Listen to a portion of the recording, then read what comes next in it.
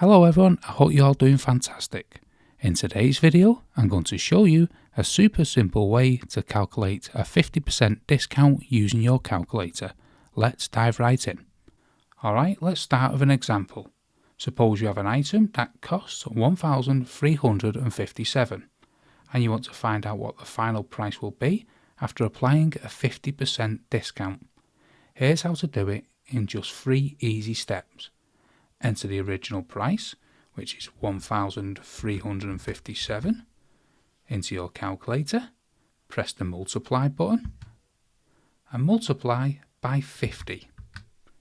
Now, you may be wondering, why do we multiply by 50? Let me break it down.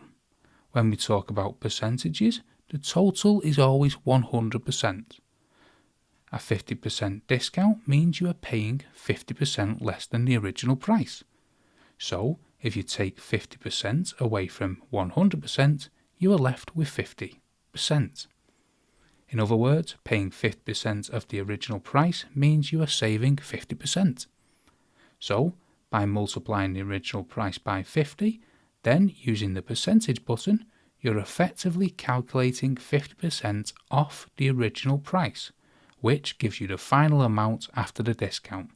So, finally, let's press the percentage button, and voila, the final amount after a 50% off is $678.50.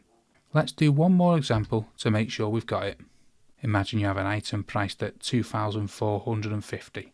So let's enter that into our calculator, 2,450. Let's press the multiply button, then 50, then the percentage button. And after a 50% off, the final price comes out at $1,225. This quick method saves you time and ensures accuracy. And there you have it, folks, a fast and easy way to calculate 50% off a price using your calculator.